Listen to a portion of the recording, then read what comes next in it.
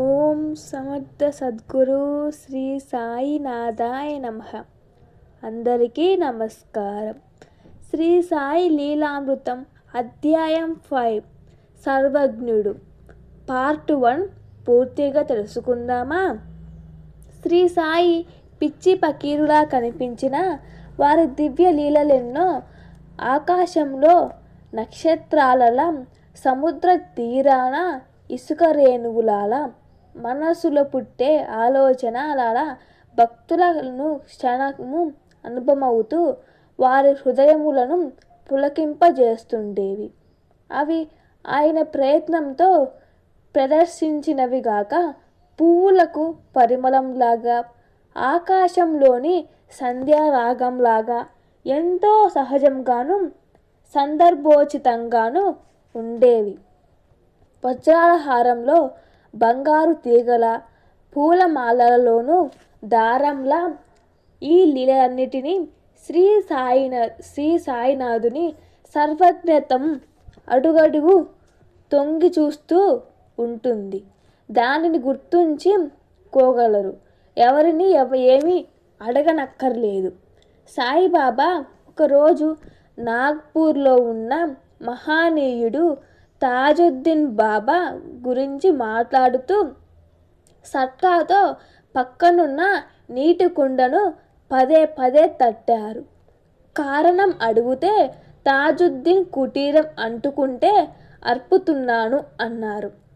తర్వాత అది యథార్థమని తెలిసింది.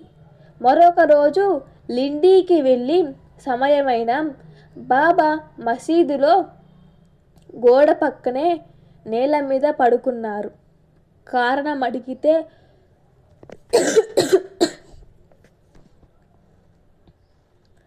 నా సోదరుడు గజానన్ మహారాజు పరమపదించారు అన్నారు. త్వరలో అది నిజమని తెలిసింది.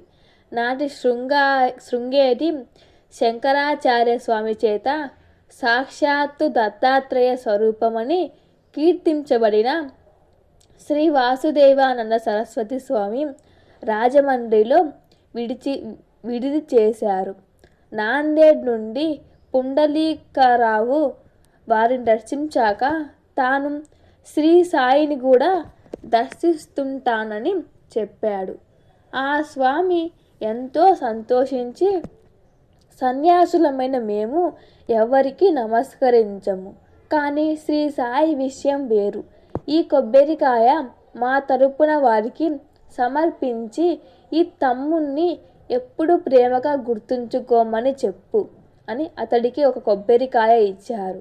తర్వాత అతని మిత్రులు మన్మడ్లో దిగి సమీపంలో ఏటి దగ్గర కారపు అటుకులు తింటూ పొరపాటున ఆ కొబ్బరికాయ కొట్టి అందులో కలుపుకొని తిన్నారు. వాళ్ళంతా షిరిడి చేరగానే ఆ కొబ్బరికాయ కొట్టి అందులో కలుపుకొని తిన్నారు అని బాబాకు తెలిసింది. నా సోదరుడు పంపిన కొబ్బరికాయ ఏది అన్నారు. అతడు తాను చేసిన తప్పు చెప్పుకొని క్షమాపణ వేడుకొని దానికి బదులుగా మరొక కాయ సమర్పిస్తానన్నాడు. బాబా, నా సోదరుడిచ్చిన కాయకు మరేది సాటి కాజలదు. అయినా జరిగిన దానికి బాధపడకు, అంతటికీ భగవంతుడే కర్త అన్నారు. కన్నడ దేశంలోని వాడ్గామ్లో విడిది చేసిన అప్ప అనే మహాత్ముని గురించి, బెంగాల్లో శ్రీ రామకృష్ణ పరమహంస గురించి, పూనాలోని హజరత్ బాబాజాన్ గురించి, ఇలా ఇంకెందరో గురించి సర్వం వారికి తెలుసు. పూనాలోని భీమశంకర ఆలయంలో ఉన్న ఒక సాధువును గడ్గిల్ దర్శిస్తుండేవాడు. ఆయన ఒకసారి అతనిని శ్రీ సాయి దర్శనానికి పంపారు. అతడు షిరిడి చేరి ఇక్కడ ఏ మహాత్ముడైనా ఉన్నారా అని విచారిస్తే ఇక్కడ మసీదులో ఒక పిచ్చి పకీరు మాత్రం ఉన్నాడు అని చెప్పారు. శ్రీ సాయి ముస్లిం అని సంశయిస్తూనే గడ్గిల్ మసీదు చేరాడు. అప్పుడు బాబా, నీవి మసీదులోకి రావద్దు, నేను ముస్లింను, నీవు ఆ భీమశంకర ఆలయంలోని సాధువు కాళ్ళ మీదే పడు అని కేకలేశారు. అలానే ఆయన ఒక రోజున పండ్లు మిఠాయిలు కొని అందరికీ పంచారు. కారణం అడిగితే ఈరోజు ఒక మహాత్ముని దర్బార్ నుండి ఒకడు ఇక్కడకు వచ్చాడు అన్నారు. విచారిస్తే అచ్చటి వారిలో హుబ్లీలోని శ్రీ గురు సిద్ధారుడుల శిష్యులు ఒకరు ఉన్నారని తెలిసింది. ఇంతటి మహానీయులందరూ గురించి అనుక్షణము తెలుసుకోకొనగల సాయికి సామాన్యులైన సాధువుల గురించి కూడా తెలుసు. ఆయన మహిమ విని 1911లో హరిద్వార్ నుండి సోమదేవ స్వామి అయిన సాధువు షిరిడి బయలుదేరాడు. అతడెక్కిన టంగా షిరిడిని సమీపిస్తుండగానే అచ్చట మసీదుపై కట్టిన జెండాలు దూరం నుండి చూచి ఈయన నిజమైన సాధువు అయితే తన కీర్తిని చాటుకోడు, ఇలాంటి వాణ్ణి చూడనైనా కూడదు అన్నాడు. కానీ సాటివారి బలవంతంపై సాయిని దర్శించగానే అతడి హృదయం శాంతిని పొంది ఆనంద బాష్పాలు కారాయి. అలా చిత్తశాంతినివ్వగలదే యోగ్యమైన స్థలాన్ని తన గురువు చెప్పిన వాక్యం అతనికి గుర్తొచ్చింది. కానీ సాయి కోపంతో జెండాలు ప్రదర్శించుకునే ఈ కపట సాధువును చూడనైనా కూడదు, తిరిగి నీ స్వస్థానానికి వెళ్ళిపో, ఈ మసీదులోకి వచ్చావో జాగ్రత్త అని గద్దించారు. అతడు ఆయన సర్వజ్ఞత్వం చూసి పశ్చాత్తాపంతో శరణు వేడాడు. అప్పుడు అతనిని మసీదులోకి ప్రవేశించనిచ్చారు బాబా. భక్తుడు రేగే 1914లో మిత్రుడు అవస్థను ప్రోత్సహించి షిరిడి తీసుకెళ్ళాడు.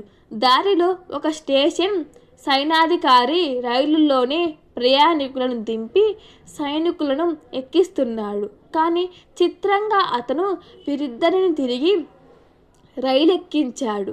రేగే రాత్రంతా భజన చేశాడు. వారు షిరిడి చేరగానే రేగేను చూపుతూ సాయి అతడికి ఎవరైనా వెంట తీసుకొస్తే గాని తృప్తి లేదు. వాళ్ళు నా బిడ్డలను రైల్లోంచి దింపెయ్యాలని చూచారు గాని వీళ్ళిద్దరిని దింపవద్దని ఆ సైనాధికారికి చెప్పాను అన్నారు. రేగేను చూపుతూ నాకు రాత్రంతా నిద్రలేదు, నా పడక చుట్టూ బాబా బాబా అన్న ఇతడి కేకలే అన్నారు. మనం చేసేది ఎవరికి తెలియకున్నా మనకు తెలుస్తుంది.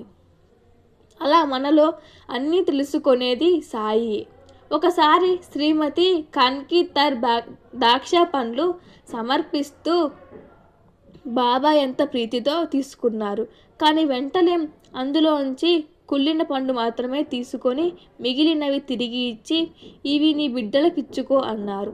ఆమె బాధపడుతూ ఇల్లు చేరాక వాళ్ళ అమ్మాయి అమ్మ నీవా పండ్లు బాబాకి ఇవ్వగానే అయ్యో బాబా ఆ పండ్లని అందరికీ పంచేస్తారు, ఆయన తిన్నట్లు కాదు మనం తిన్నట్లు కాదు అనుకున్నాను అన్నది. ఆమె భావం కన్న తల్లికి తెలియకుండా సాయికి తెలుసు. ఒకసారి గడ్గిల్ మామిడి పండ్లు సమర్పిస్తే తీసుకొని ఆహా ఇతడు కొన్న పండ్లని నాకే సమర్పించాడు, కానీ పండిట్ నా కోసం కొన్న పండ్లను కొన్ని తిని మిగిలినవిచ్చాడు అన్నారు. పండిట్ సిగ్గుతో తల వంచుకున్నాడు. చోల్కర్ అనే పేద గుమస్తా తాను పరీక్షలో పాస్ అయి ఉద్యోగం వస్తే షిరిడి వచ్చి కళాఖండ పంచుతానని మొక్కుకున్నాడు. అతని కోరిక నెరవేరింది. అతడు నిత్యము టీలో చక్కెర వేసుకోవడం మానివేసి అలా కూడబెట్టి పైకంతో షిరిడి చేరి కళాఖండ పంచాడు. తర్వాత జోక్తో ఇతని తీసుకెళ్ళి చక్కెర ఎక్కువ వేసి టీ ఇవ్వు అన్నారు బాబా. దాసగనుకెంతో ఆచారం. అతడు ఉల్లి తినేవాడు కాదు. ఒకసారి బాబా అతనిని ఉల్లిపాయ శనగపప్పు కలిపి వండి కొంచెం తిని తర్వాత తమకు తెమ్మన్నారు. అతడు తేగానే నీవు తిన్నావా అన్నారు. అతడు తిన్ననన్నాడే గాని నిజానికి అతడు అందుకే ప్రత్యామ్నాయంగా దానిని వేడితో తాకి పెదవికి గడ్డానికి అందించుకొని ముఖం కడుక్కున్నాడు. బాబా నవ్వి అతడు చేసినది చూసి ఉల్లి అతనితో ఎంతో మేలు చేస్తుందని తినమని చెప్పారు. ఒకసారి దీక్షిత్ మసీదుకు రాగానే బాబా నీవు తాంబూలం ఇవ్వలేదు అని అడిగి తీసుకున్నారు. గదిలో తాను పూజ చేసినప్పుడు తాంబూలం అర్పించడం మరచానని అతనికి అప్పుడు గుర్తొచ్చింది. బిక్కుబాయ్ తెచ్చిన పూలమాల నివేదన బాబా స్వీకరించలేదు. అవి స్వీకరించమని బతిమాలిన భక్తులతో ఆయన, ఈమె గోదావరి వద్ద శోకంతో నన్ను నిందించింది, అలా తెచ్చినవి నాకొద్దు అన్నారు. ఆమె పంతంగా మాల వేయబోతే అది 3 ముక్కలై కింద పడింది. నిజమే సాయి, తన స్నేహితురాలై నా దాదాకృష్ణ ఈ ప్రాణం కాపాడలేదని ఆమె కోపార్గంలోనే గోదావరి వద్ద సాయిని నిందించి శోకించి తర్వాత ఆ మాల నివేదన తీసి కొని షిరిడి వచ్చింది. అలానే ఒక లాయరు వచ్చి నమస్కరించగానే సాయి కొందరెంత దొంగలో పాదాల మీద పడి దక్షిణ సమర్పిస్తారు, వీపు వెనక వాళ్ళే విమర్శిస్తారు అన్నారు. పండరీపురంలో ఒక పెద్ద మనిషి తన జబ్బు తగ్గించమని సాయిని ఆశ్రయించటం మూఢనమ్మకమని విమర్శించాడు లాయర్. సదాశివ్ ఉదయం 9 గంటలకే భోజనం చేయడం అలవాటు కనుక ఆ రోజు 11 గంటలు కావడంతో అతనికెంతో ఆకలిగా ఉంది. కానీ అతడు బిడియంతో మసీదులో కూర్చుండిపోయాడు. ఇంతలో ఒక భక్తుడు వచ్చి బాబా పాలకోవా సమర్పించాడు. సాయి దానిని ఆత్రంగా అందుకొని సదాశివుకు ఒక బిళ్ళ విసిరేశారు. అతడు దాన్ని ప్రసాదంగా ఇంటికి తీసుకెళ్ళాలనుకున్నాడు. అది నీకిచ్చే చేతిలో పట్టుకోవడానికి కాదు అన్నారు బాబా. అది తిన్నాక అతనికి మరో బిళ్ళ విసిరారు. అతడు అది ఇంటికి ప్రసాదంగా ఉంచుకోగానే మరలా సాయి అలానే అన్నారు. అది కూడా తినగానే అతనికి ఆకలి తీరింది. ఒకసారి హరిబాబు తన తల్లికి చెప్పకుండా రామేశ్వరం బయలుదేరి దారిలో షిరిడి వచ్చాడు. సాయి అతని వద్దనున్న డబ్బంతా దక్షిణగా తీసుకొని, ఇంటికి వెళ్ళు, రామేశ్వరం నీ కోసం వస్తుంది, నువ్వు వెళ్ళకుంటే మరణిస్తుంది అన్నారు. అతని ఇల్లు చేరేసరికి అతని తల్లి నిరాహారి అయి, బాబా నీవు మహాత్ముడివైతే నా బిడ్డ తిరిగి రావాలి అని రోజు ప్రార్థిస్తున్నదని తెలిసింది. ఆమె రామేశ్వరం అంతా పవిత్రమైనదని బాబా సాటే షిరిడీలో తానుకున్న స్థలం చూడ్డానికి తన భార్యను బయలుదేరమన్నాడు. ఇంతలో అతని మామగారు ఆడపిల్ల స్థలం చూచేదేమిటని అడ్డు చెప్పడంతో ఆమె రానన్నది. తన మాట కాదన్నానని కోపంతో ఆమెను కొట్టడానికి కొరడా తీసుకున్నాడు. సాటే ఆ క్షణమే అతన్ని మసీదుకు రమ్మని బాబా కబురు పంపారు. అతడు వెళ్ళగానే ఆయన, ఏమిటి నీ గోళ, అమ్మాయి స్థలం చూడకపోతేనేమి అని మందలించారు. తన ఇంట జరిగే ప్రతిదీ ఆయనకు తెలుస్తుందని సాటే గుర్తించాడు. అలానే ఒకసారి శ్రీమతి ప్రధాన్ ఆయనకు పాద పూజ చేస్తుండగా, నీవు వెంటనే ఇంటికెళ్ళు అన్నారు బాబా. ఆమె వెళ్ళేసరికి పాప గుక్క పెట్టి ఏడుస్తున్నది. ఆమె పాపను సముదాయించి మరలా మసీదుకు వెళ్ళింది. ఇప్పుడు పూజ పూర్తి చేసుకో అన్నారు సాయి. అలాగే నూల్కర్ మొదటిసారి షిరిడి వెళుతూ దక్షిణగా 20 రూపాయలు బాబాకు సమర్పించాలనుకున్నారు. సాయిని దర్శించి ఆయన కళ్ళల్లోకి చూస్తూనే అంతటి మహాత్ముని దర్శించుకోగలడం మహాభాగ్యం అనుకున్నాడు. బాబా వెంటనే దక్షిణ కోరారు. అతడు ఒక బంగారు నాణెం ఇచ్చాడు. సాయి దానిని తిప్పి చూస్తూ, దీని విలువెంత అన్నారు. 15 రూపాయలు అన్నాడు నూల్కర్. సాయి దానిని తిరిగిచ్చి, ఇది నువ్వించుకో, రూపాయలు ఇవ్వు అన్నారు. అతనిచ్చిన 15 రూపాయలు తీసుకొని, నాకు 10 రూపాయలే ముట్టాయి, ఇంకా 5 రూపాయలు ఇవ్వు అన్నారు. అతడిచ్చాడు. ఆ విధంగా అతను ఇవ్వదలిచిన 20 రూపాయలు తీసుకున్నారు బాబా. అలానే శ్రీమతి బాపత్ 4 గణాలు ఇచ్చినప్పుడు ఆయన నవ్వుతూ, మిగిలిన 4 గణాలు ఇవ్వక ఈ పేద బ్రాహ్మణులెందుకు మోసగిస్తావు అన్నారు. ఆమె సిగ్గుపడి మరో 4 గణాలు ఇచ్చింది. కారణం, మొదట ఆమె 8 గణాలివ్వదలచిందట. ఇంతటితో మనం శ్రీ సాయి లీలామృతం అధ్యాయం 5 పార్ట్ 1 తెలుసుకుందాం. నావేమైనా తప్పుగా కొన్ని పలుకుంటే మన్నించండి. అలాగే ప్రతి అధ్యాయం క్లియర్గా తెలుసుకుందాం. క్లియర్గా చెప్పడానికి నేను ట్రై చేస్తా. Thank you for watching. Please share, subscribe and like.